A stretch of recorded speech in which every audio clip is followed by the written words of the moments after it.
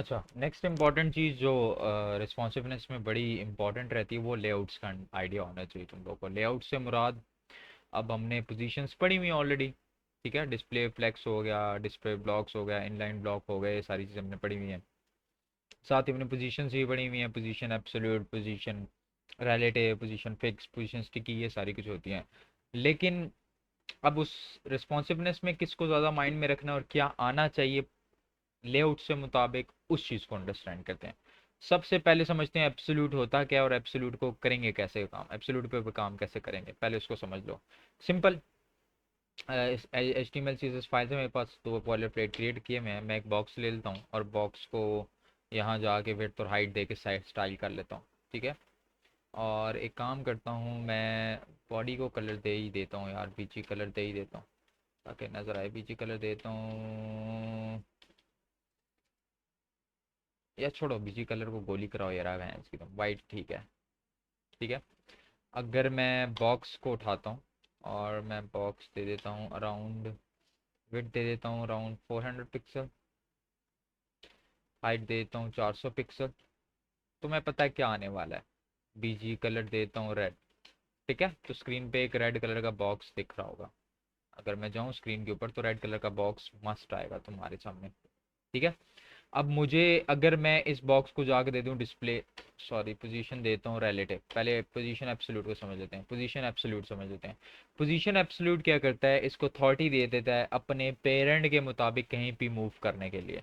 अब बॉक्स किसके अंदर पड़ा हुआ है, बॉडी के अंदर, तो इसका पेरेंट क्या होगा, इसका पेरेंट क्या होगा, बॉडी। That's it, simple. तो ये अपने बॉडी के मुताबिक घूमना शुरू कर देगा। जैसे मैं अगर जाता हूँ, इसको मैं अगर टॉप से दे देता हूँ फॉर एग्जांपल, इसमें फिर हम ये टॉप लेफ्ट राइट प्रॉपर्टीज अच्छे से यूज़ कर सकते हैं। मैं टॉप से दे देता हूँ फॉर एग्जांपल 30%, और लेफ्ट से दे देता हूँ फॉर एग्जांपल 60% दे देता हूँ, ठीक है। लेफ्ट से 60% दे, तो बॉक्स टॉप से 30% पे आ गया, लेफ्ट से। अब मैं इसको कहीं पे भी मूव करा सकता हूँ अपनी मर्जी से, इसका फ़ायदा ही होता है एब्सोल्यूट का। इससे हम मुश्किल से मुश्किल वेबसाइट को भी आसानी से बना लेते हैं, बट डेस्कटॉप के लिए। इसको रिस्पॉन्सिवनेस से फिर मसला आता है। रिस्पॉन्सिवनेस में क्या मसला आता है, ये देखो, जैसे ये बॉक्स है।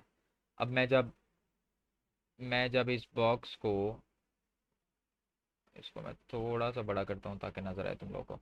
अब मैं जब इस बॉक्स को वेट छोटी करने बैठ जाऊँ तो वो देखो पीछे क्या हो रहा है, वो गायब हो रहा है। वो इसके साथ खुद को एडजस्ट नहीं करता।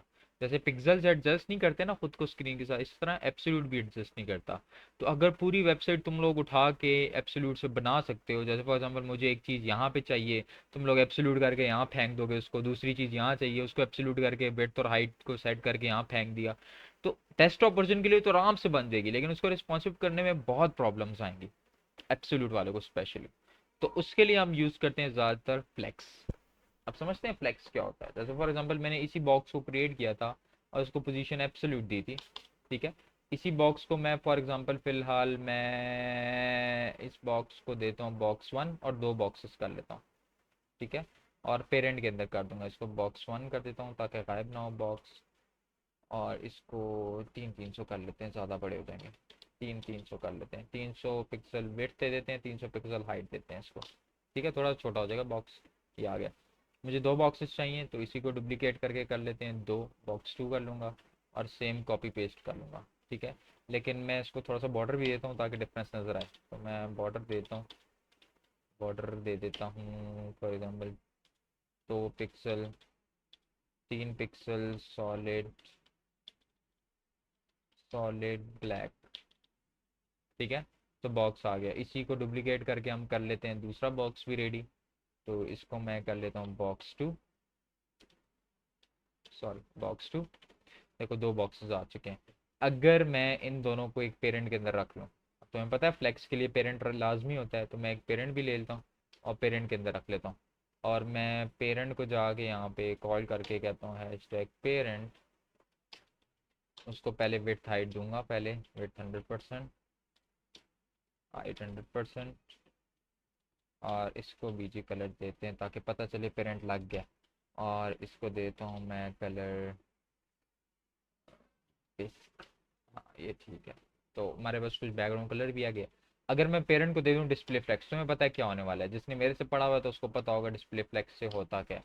जो भी चीज़ तुम्हारी इस फॉर्म में आ रही होती है वो इस फॉर्म में चली जाती है। अगर मैं डिस्प्ले फ्लेक्स हटाऊं तो पहले क्या हो रहा था, पहले सारी बॉक्सेस कॉलम में आ रहे थे, जैसे ही मैंने डिस्प्ले फ्लेक्स लगाया तो वो किस में चले गए, विड्थ में आ गए। इसको हम फिर आगे मूव भी करवा सकते हैं, जैसे अलाइन आइटम्स यूज़ करते हैं हम वर्टिकली सेंटर करने के लिए। देखो अलाइन आइटम्स किया, वर्टिकल सेंटर किया तो सेंटर में आ गए। इसी तरह जस्टिफाई कंटेंट यूज़ करते थे सेंटर करने के लिए, तो दोनों बॉक्सेस सेंटर में आ गए। लेकिन मुझे दोनों बॉक्सेस के अंदर इक्वली स्पेस चाहिए तो मैं यूज़ करूँगा स्पेस इवनली। तो ये देखो, तो दोनों बॉक्सेस अपनी जगह पे आ गए। लेकिन इसका फ़ायदा क्या है कि अब मैं जूं जूं इसकी विड्थ छोटी करता जा रहा हूँ ना, तो बॉक्स खुद को एडजस्ट करते जा रहे हैं। वो वाले बॉक्स ने खुद को एडजस्ट नहीं किया था, ये देखो खुद को एडजस्ट करते जा रहे हैं। लेकिन अब मैं देखो एक पॉइंट पे आके बॉक्स ने खुद को एडजस्ट तो कर लिया, ये देखो इस पॉइंट तक आके बॉक्स ने कहा ठीक है भाई मैं कर लेता हूँ एडजस्ट। जैसे ही टच करता है इससे आगे तो एडजस्ट नहीं कर पाएगा वो, देखो फिर तो इसको थोड़ा बहुत गुजारा करना पड़ेगा। ये देखो श्रिंक हो गया बॉक्स। अगर मैं पिक्सल्स बढ़ा दूँ ना और इसका जो बॉर्डर कलर है वो हम ब्लू कर देते हैं ताकि तुम लोग को नजर आए कि श्रिंक हो रहे हैं बॉक्सेस। इसका भी बॉर्डर कलर हम ब्लू का ही देते हैं। देखो दोनों बॉक्सेस क्या हो रहे हैं, श्रिंक हो रहे हैं। ये देखो मैंने श्रिंक करना शुरू किया, हो रहा है हो रहा है हो रहा है। ये देखो श्रिंक हो रहे हैं, देखो बॉर्डर कलर आ रहा है। तो एट सम पॉइंट आगे इसने रुक जाना है श्रिंक होना। तो उसके लिए हम एक प्रॉपर्टी यूज करते हैं कि जब ऐसी चीज आए ना तो रैप कर लो खुद को। जब एक पॉइंट पे श्रिंक होना बंद हो जाए ना तो उसको रैप कर लो। तो उसके लिए हम यूज करते हैं फ्लेक्स रैप, और इसको कर लेते हैं रैप। ये क्या कर लेगा, जब मैं इसको श्रिंक करना शुरू करता हूँ, ये देखो मैं क्या कर रहा हूँ इसको, मैं इसको श्रिंक करना शुरू कर रहा हूँ, एक पॉइंट तक सही जा रहा है।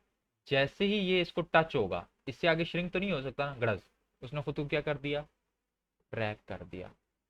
और मोबाइल्स के अंदर यही होता है, दिखाता हूँ तुम लोग को। चलो सैनिटेक पे जाओ और यहाँ तुम लोग को कुछ कॉलम्स दिखाता हूँ जो कि इस तरह लाइन में आ रहे हैं आइटम्स। जैसे कि एग्जांपल लेते हैं, ये देखो ये आइटम्स लाइन में आ रहे हैं ना, ये देखो ये आइटम्स लाइन में आ रहे हैं। इसको मैं अगर श्रिंक करना शुरू करूँ, ये देखना इसी आइटम को देखते रहो इसको, ये देखो आइटम आ रहा है आ रहा है आ रहा है आ रहा है, ये वाला आइटम था सॉरी। ये देखो जैसे ही एक पॉइंट तक हिट किया इन्होंने श्रिंक कर को अपने आप को 4 में कर लिया।